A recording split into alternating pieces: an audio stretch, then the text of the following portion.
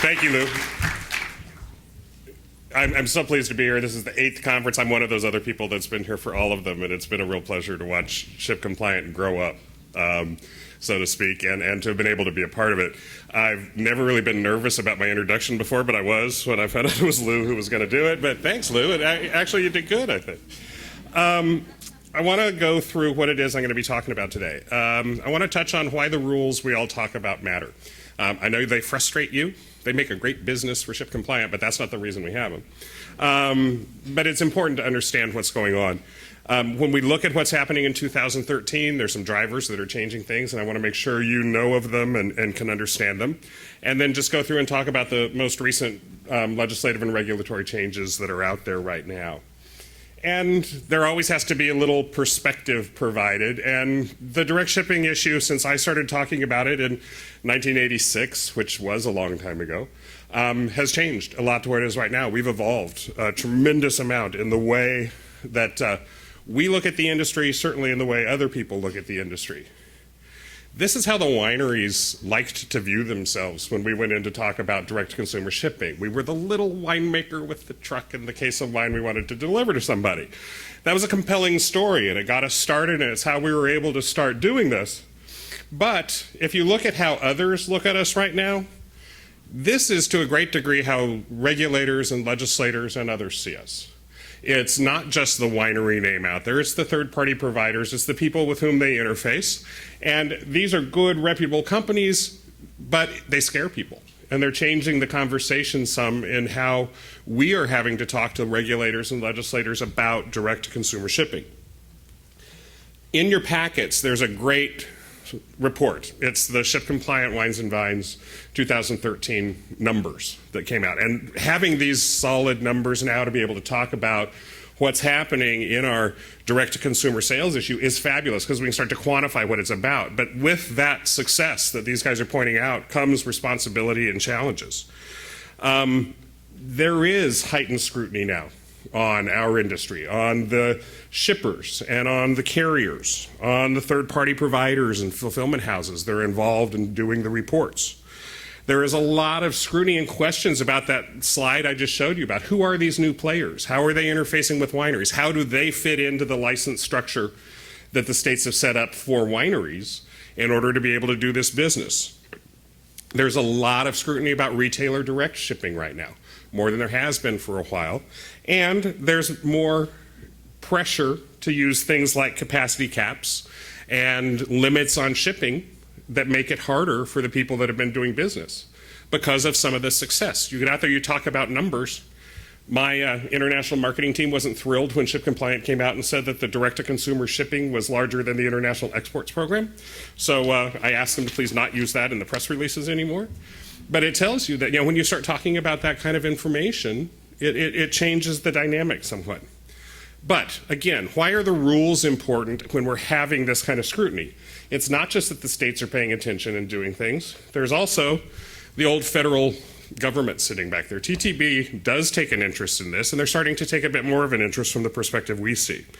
Up here on the slide, you'll see a recent TTB newsletter. This is one from January of 2012, but it's still prominently featured up on their website that talks about the fact that TTB anticipates if you hold a federal basic permit, you have to be in compliance with all the state laws in which you're doing business in order to keep your license. And then they went on to further make that clear by saying, with regard to direct-to-consumer shipping explicitly, if you're in a violation of a state's law, they would take that under consideration whether or not your license should be renewed. So the price of paying poker is pretty high. It's not only could you lose the ability to sell through the tiers into the states, you certainly could lose your ability to do direct-to-consumer shipping into some of the states. But if you were to run afoul of TTB, you could lose your ability to make wine or sell it at all. So when you get pressure from your bosses and others, why should we follow these rules? What is it we're doing? There is a whole structure out there that's paying closer and closer attention to what's going on at the state level and what's going on at the winery level as far as the shipments you're making. The fact that we have very prominent partners who are entering into the industry and want to work with us to do this is, again, heightening that scrutiny, and we all have to be aware of it, react to it, and be prepared. So, my annual map, you get to see a map every time. This used to all be red. When I started in '86, it was all red. You couldn't ship anywhere out of California officially at that time. Now all the blue states are states you have access to with the requisite permits. I'm going to talk in just a minute. By the time we get to the end of the year, Montana and Arkansas are both going to have turned blue. And I'm going to be an optimist in a little bit and tell you 2 other states I think are going to turn blue by the end of the year. So we are continuing to make a lot of progress. That's what Lou was talking about, the cabal of working out there at the state legislative level. We continue to do that every year on your behalf, and it's a big part of what we do at the Wine Institute. So let me go through a couple of the specifics that have happened in 2013, I think, to give you a point of reference on what it is that's really going on. And we have a couple new things this year that are not like things I've talked about before, and I want to focus in a little more on them towards the end too. Montana. A few of you may have tried to navigate the connoisseur permit process in Montana. It was always fuzzy. It was something that the common carriers grappled with, we all grappled with, because it was the only state that was licensing consumers to receive wine as opposed to licensing wineries in order to make the shipments. So in order to make it clear, operable, make it work for everybody, we sponsored legislation a number of times, but this year we were finally able to get some passed. So the new bill will be effective on October 1st. And when the new bill does take effect, what it's going to do is allow out-of-state wineries to be able to do direct consumer purchases into the state. It'll be 18 cases per consumer annually. You're going to pay the taxes. And one of the interesting things there is they did not want to create a new license. And that was for purely logistical reasons of trying to get a bill through. It was to keep it out of one committee and in another committee and able to get it through. But what we did was we worked with the Liquor Control Board in Montana to come up with the idea that they were going to do an endorsement to an existing license structure. So out-of-state wineries that are currently selling into Montana through a wholesaler are already considered to be registered in the state of Montana. So if that's the position for your winery, what you're going to need to do is simply get a $50 endorsement to that registration, and then you'll be licensed and ready to go. If you're not currently selling through a wholesaler, then it's going to be a 2-step process for you. You're going to need to become registered and then get the endorsement. There is going to be a fee for registration. The current wineries are already paying that. If you ship in total under 60 cases into the state, the fee is $0. And if you get above 400 or above 2,000 cases, excuse me, the fee goes all the way up to $400. And it's tiered between those two amounts. And this is going to be speculative the first year because it's based on your previous year's sales. So most people, we assume, will probably go in at the bottom end. And then if you prove to be a very effective direct-to-consumer shipper, you could have to pay more in the subsequent year. But this is, I think, going to be a positive solution. It's going to be relatively easy to navigate, I think. One of the things that you are going to have to do in the previous session over on the regulatory roulette side, we were talking about fulfillment houses. You'll see Montana is one of those states that is paying attention to your use of fulfillment houses. So starting from the very beginning on their statute, you're going to have to notify the state if you're using a fulfillment house to do your shipping on your behalf. And you're going to have to articulate that on your license application. But it's good news. It's a new state that we hadn't previously been able to ship to that you're going to be able to ship to now.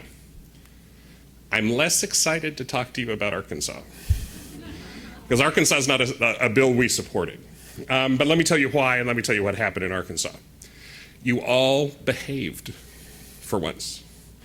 The Speaker of the House in Arkansas and his wife came to visit wine country, and they went to a number of wineries, all of whom refused to ship wine home for them. So I clap for you. Unfortunately, Arkansas does not have a collaborative bill legislative process if you're the Speaker. If you're the Speaker of the House, you go back, you write a bill, and you just introduce it, and it gets passed without really having a hearing or anything. So in about the course of, well, in less than 10 days without a public hearing, a bill that was drafted by the Speaker passed through the House and the Senate and then was ultimately signed by the governor. And under that new bill, which is going to become effective on the 16th of August, but the ABC says they're not going to have the rules ready by then, so hang in. It should be available by the end of the quarter, so sometime probably end of September. And just for all of you who are writing real fast, I'm going to give the slides to the ship compliant people. They'll all be posted, so you can get this. Now, the problem with the Arkansas thing is it's flawed somewhat. It's a $25 fee. We love that. It's easy. Payment of excise tax and a flat sales tax instead of any local taxes, that's great. We like that. But it has some problematic features. First of all, it's an on-site requirement. The person from Arkansas has to be in your tasting room. They can only place one order. That order is going to be for one case, or a maximum of one case that can be delivered in any calendar quarter. So, January through March, you can only do a quarter, and then they have to come back and visit you again in May. So wine clubs are out. So I told you we don't like it, really. The ABC is going to supply you with a sticker that you're going to have to affix to the box, and the statute says they can charge you up to $10 for that sticker. We haven't seen it. We don't know what the thinking was on this. I'm assuming a wholesaler thought of it, but I can't say that out loud. So anyway, that's going to be a problem for you, I think. And then it is delivery to residences only. So you cannot ship anything to anyone's business address. So 1, 2, 3, 4, those are all things I think are problematic and will keep people from utilizing this. We told the speaker that you're probably going to have problems with a number of these things, and if he's unhappy the next time he comes, then we'll have some leverage to say the reason nobody got your license is because you didn't listen to us, and we need to make it a little better. This may work for some folks. I doubt it's going to work for a lot of you, but it is going to turn the state blue, and I can't retire until it's all blue. So I may count it later, and I may not. We'll see. The next state, there's a number of things that were considered in states this year that weren't opening up a brand new state. And some of those, or a number of them, revolved around retailers and third-party providers and what impact that had on the existing statutes. So we looked at a number of states where we were trying to do fix-it legislation in some cases where we were playing defense.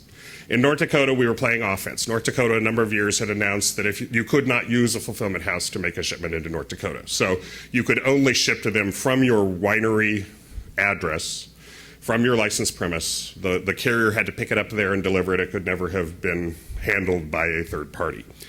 In order to change that and fix it, they passed a new piece of legislation that allows for the use of logistics companies, as they refer to them. And so you can use a fulfillment house when you renew your licenses to ship into North Dakota. You're going to have to indicate on the license if you are using a fulfillment house, who you're using. And then those fulfillment houses are also going to register with the state. They also added some reporting requirements on the carriers. So the carriers are going to be providing additional information in a format that the state has requested in order for them to be able to track this more carefully and keep track of whether or not you're following all of their new rules. But the good news is we were able to get out of that logjam which had been preventing all of the companies who use fulfillment houses from being able to ship into the state. That was a win. Nebraska, I don't think was a win. I'm from there, ticks me off. But here's what happened in Nebraska.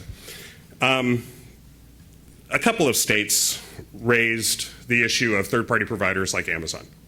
The fact that it became prominent and people started utilizing them this year, people didn't understand that it was actually the winery license was the underpinning that was making those systems work. So we had to do a lot of education in the states to say, in fact, this wasn't coming from an Amazon fulfillment house somewhere, that these were shipments that were being made by the wineries and they were the ones doing the fulfillment. In Nebraska, once we explained all that to them, they said, well, maybe that's not exactly what we're mad about. We may be mad about something else. And so they then started saying that their law explicitly didn't require the payment of sales tax. Well, our records indicate that the vast majority of you have all been paying sales tax in Nebraska. We've been telling our people they need to be paying sales tax from the outset, but the law wasn't explicit on it. So they decided they wanted to insert the nexus word in there to make it clear that there was a nexus created for sales tax. Then they went down a rat hole and started doing some other things that we really find problematic. Remember, Nebraska, little population, very high fee. It's $500 for the smallest population, so I think per capita you pay more to ship into Nebraska than anywhere else. They dropped that, or they kept the dollar amount right there, but what they've done is they've increased a number of the reporting requirements into the state. Rather than the current annual tax report and filing, they're now going to monthly filings. You're going to have to do a monthly tax report and payment, and you're going to have to do a monthly report on what was shipped into the state. They also are going to require you to notify your wholesaler in writing that you intend to apply for the direct-to-consumer shipping permit. That's just a coercion thing from my point of view. What other purpose really is there? But nonetheless, that's in there. They stole that from Virginia. They thought that was a cool thing Virginia had. So they've added that to the bill. And so in combination of that and what could be a troubling use of that word nexus, sometimes when you have the word nexus in a bill, it could expand beyond sales tax. We think they did this in a way that's going to be specific to sales tax, but we don't want to end up in a New Jersey-like situation where they're coming after people for corporate taxes. We said to the state that we think there may be a number of people who choose not to renew their licenses. There are currently 250, some of you, who have a license to ship into Nebraska. We did get added to the bill a provision that says they have to do a review in the summer of 2014, find out how many wineries stopped shipping in, and if there were wineries that stopped shipping in, they have to open this back up and review it. So I'm not going to cry, nor will my mother. Moved out of Nebraska last week anyway, so you can ignore it. But if there is some kind of a lowering of the number of permits going into the state, I'm not going to look at that as really bad news, and we'll have a chance to come back and revisit some of this. It's also important because your $500 that you do to pay your registration goes to the Nebraska Winery Promotion Board. So they care about that, so they'll work with us, I think, if their revenue goes down. So you make a decision. I, of course, have said nothing. Not all of the states that proposed changes this year actually passed them, though. And so what I wanted to do was just mention a couple others. We had a very spirited fight in Maryland. The state of Maryland introduced legislation, both the House and a Senate bill, that explicitly said a winery could not accept an order from an internet marketplace that was run by a third-party provider. Well, the famous use of the name internet marketplace is Amazon, and that's who they were aimed at. And I have to say, it was a real pleasure working with the folks from Amazon in Maryland on this bill. They retained a lobbyist who worked closely with us, with the in-state industry in Maryland, and ultimately, we were able to let them see the wisdom, one, that they didn't understand how this worked in the first place again, that these were actually wineries who had licenses who were making the shipments. They were thinking it was all coming from an unlicensed out-of-state retailer. So once we were able to provide clarity to how the system worked to the legislators, once we were able to scare them that people like the FTC could think this was funky, they actually reacted and they dropped those bills. But this is something I think we are going to see other states starting to pay attention to.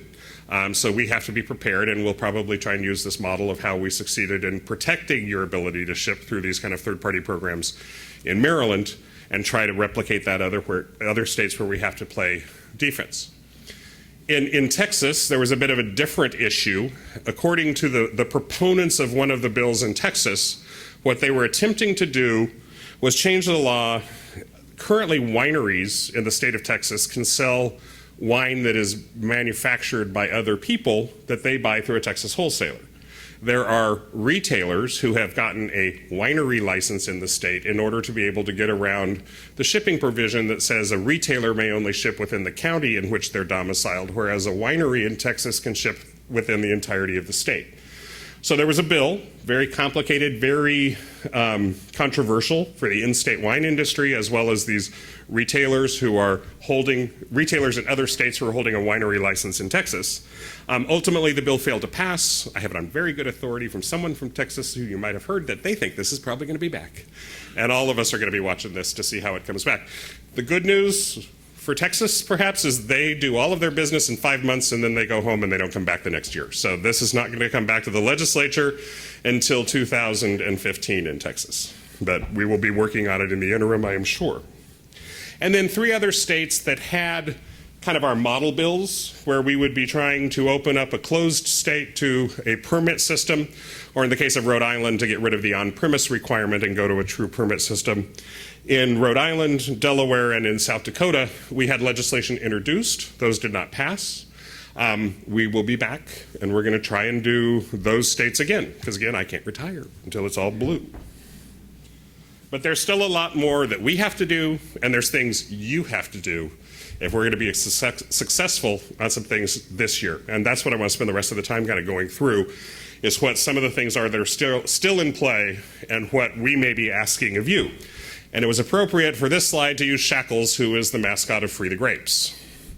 If you're not currently a winery who's utilizing the Free the Grapes website, if you haven't signed up to get the notices from Free the Grapes, please go to the website. It's www.freethegrapes.org and sign up to receive the information that Jeremy sends out on a regular basis. It is our best way to communicate with you the call to action to do something at the state level to help us get these bills passed. And we're going to be using Free the Grapes over the course of the next few months to reach out to you to ask you on some 3 very specific states to get some things done that we think are very important. Ta-da! The first one, Pennsylvania.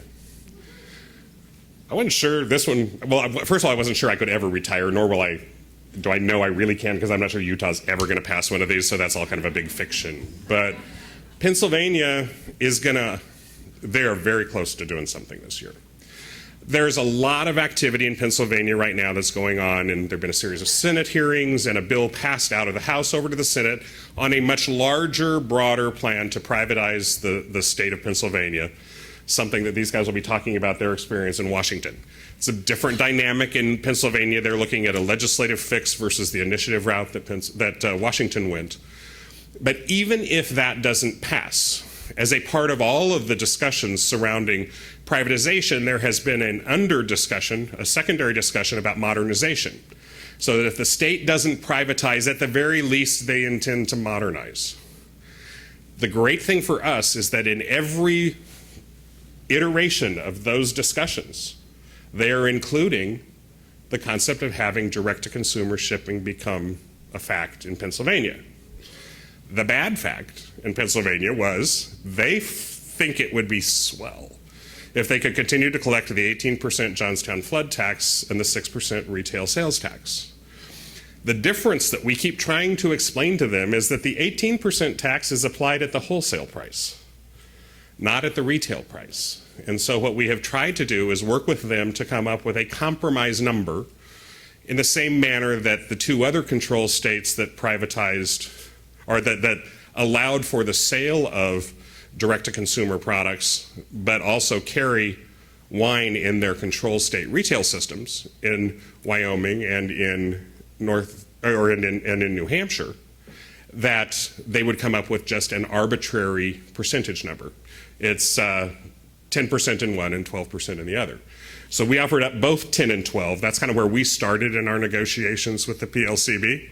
Went 10 and 12, 24. We said, well, what about 14? They said 24. We kept going back and forth, but all of a sudden that started to move. And I do think there is a possibility we can come up with some number. It's not going to be 10 or 12, I don't think, but it's certainly not going to be 24 either. That would be a flat percentage that would be applied to be able to start selling into Pennsylvania, which would be a huge step because it is the biggest population that's hanging out there that you're currently unable to ship to. So that's one we're excited about. It's one that you may, if this gets down to being a freestanding bill rather than part of a larger budget or modernization package, there could very well be a call to Free the Grapes to kick in you all have to have requests to ship to Pennsylvania that are sitting there waiting.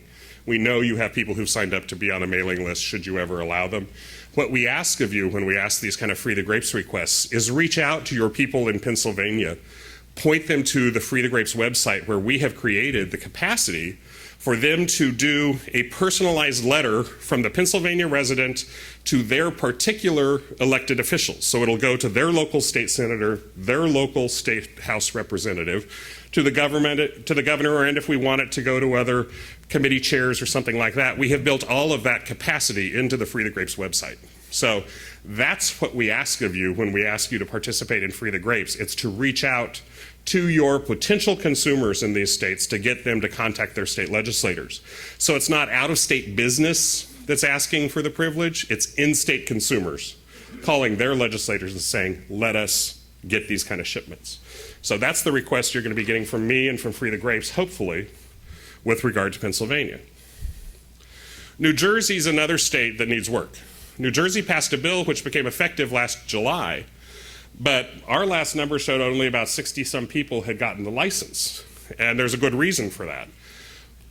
Unanticipated by everybody involved in the creation of the New Jersey law, they interpreted the statute to say that anyone who obtains the direct consumer shipping permit, in addition to the sales and excise taxes that are articulated in the bill's requirements, if you're anything other than a sole proprietorship, you would be responsible for the payment of corporate taxes into the state of Pennsylvania, with a minimum of starting at about $350. So there's no other state that has interpreted the holding of a direct-to-consumer shipping permit as something that which triggers the payment of corporate taxes. So we're going to have to run some kind of legislation to correct that.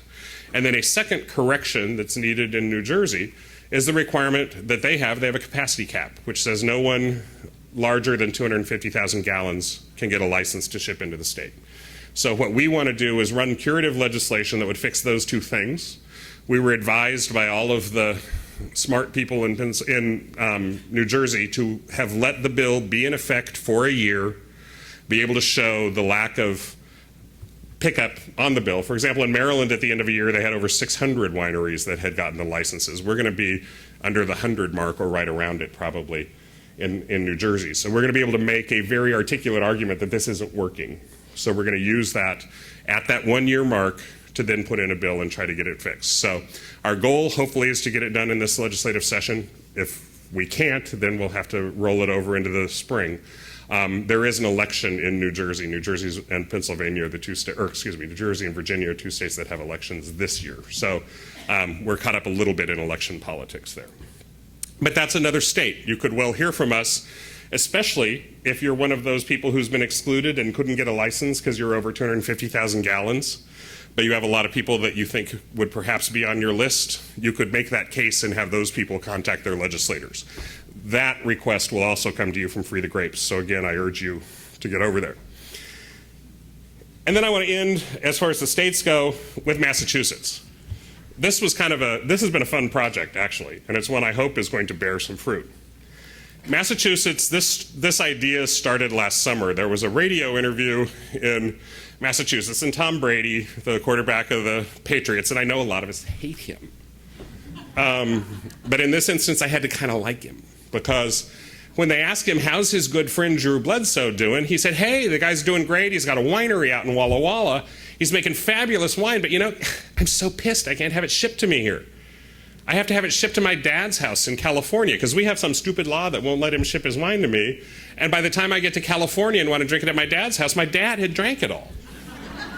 So that one little side conversation, which happened on an interview in Massachusetts, kind of started the ball rolling on thinking, how do we fix this? And in Massachusetts, the joke is, if you really want help at the State House, you get a pope or a patriot.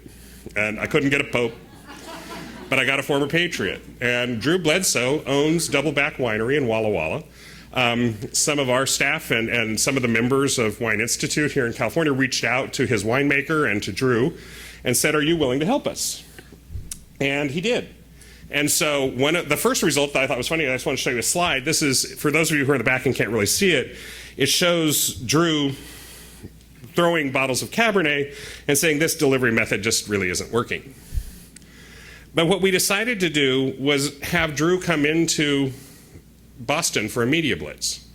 And we worked with Jeremy Benson at Free the Grapes and Carol Martell, who's my local lobbyist in the Northeastern region. They put together a great program. And I have up here some of the pictures and some of the comments and stuff that came during that visit. But we got over $250,000 worth of free unpaid media by having him be there, spend a day with the legislators in the morning and then with the media in the afternoon. And he got lead stories on all of the local television stations, on all the major media, the Globe and the Herald and all of those papers. And there were just some really great reactions. He did TV interviews. This was able to back up a number of things that we were doing in market at the same time. Jeremy Benson and his staff from Benson Marketing went back on behalf of Free the Grapes and ran a booth at the Wine Riot. They did it at the Boston Wine Expo. All of those were interviewing consumers. We made all these loop tapes of why they were frustrated that they couldn't get wine. It was the whole kind of Free the Grapes message that we used. So that was really effective for us on the broader campaign. We went in and he had some national media that was great. He got on Fox News nationally. You'll see the picture there, the Boston Globe. That's Carol Martell, that little blonde lady down behind 6'6". Drew is my lobbyist in the northeastern states. But that was a front page picture from the Globe, which Carol now has blown up on her wall.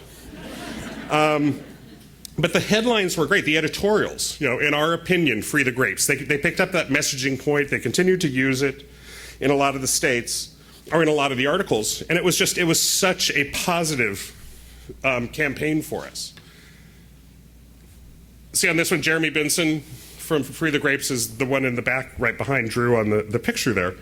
But I think this was a stretch for us. I actually had to register Drew Bledsoe as a lobbyist for the Wine Institute to allow him to be able to talk to legislators about his own business in Walla Walla. It's a funny rule in Washington or in Massachusetts that everybody who speaks to a legislator on an issue has to be a registered lobbyist. So actually, he volunteered his time. He volunteered his great media savvy, which he has, and he was a tremendous spokesperson for our issue. Now we just have to get this one, to use the football analogy, over the inline. It's frustrating that it couldn't all happen really fast, but it's Massachusetts, and we know things don't happen that fast there. We have a bill. It's House Bill 294 by Representative Speliotis that are going to move. We're optimistic that the hearing is going to be held soon. This summer. It's sometime this summer. They haven't scheduled any hearings yet in the committee. But that's definitely one that we want to have people teed up on the Free the Grapes list to be able to weigh in. So when you get the request to help with Massachusetts, this is one where consumer outreach is going to be absolutely critical. I think more than any state we've ever had before. So we've invested a lot of time and a lot of effort to get us to this point in Massachusetts. So that's one where I hope you can help us, in the end, to deliver it. So this is what the map looks like. As of right now, as I mentioned, you're going to have Montana and Arkansas are flipping over pretty soon. Those are going to turn blue. I think we'll also have Pennsylvania and Massachusetts by the end of the year. I'm optimistic. New Jersey may happen by the end of the year. It's already blue. We're just trying to make it better. So I think there's a lot of progress going on right now, and we're continuing to work hard on your behalf to get there. The things that we continue to work on in the states, it's continuing to try and open up these last few states. We really, we're to 40. If the states that are there right now, with Montana and Arkansas, it's 41 of the 50 states plus the District of Columbia you can ship into. If we can get Pennsylvania or Massachusetts, we're up in the 43, 44 range somewhere in there. We're already over 90% of the population, but we do want to get this done. And we want to then do the other things on this list, which are to continue to make the statutes better. Removing on-site requirements, removing capacity caps, simplifying the reporting requirements, the thing Jason was talking about this morning, moving away from the use of paper, for example, going to annual reports rather than monthly reports. All of that kind of stuff is what we're still working on, even in the states that already have shipping. And I take a lot of credit, because I'm often the one who's up here talking about stuff, and people laud me about the work that's done. But it's really my team out across the country that does this. And there's one important member of that team who's in the room, who many of you talk to much more often than you talk to me. Annie Bones is in the back row. Annie, stand up and wave. Because lots of you talk to Annie on a regular basis. She's a tremendous resource for the members of the Wine Institute to be able to get the information they need on how to apply for licenses, how to navigate all the rules in these states. If you're not a member of the Wine Institute, I urge you to become one. It's my pitch. Kara, our member relations director, I did my pitch for membership. Here she is. But yeah, this happens because of the resources our members give us to be able to do this work. So if you're not a member, consider it. We would have loved to have you. And I finished a minute early, Jeff. I never finish early. But, we're going to do some questions, I think, at the end after we're all finished up. So thanks very much for your attention, and look forward to talking to you.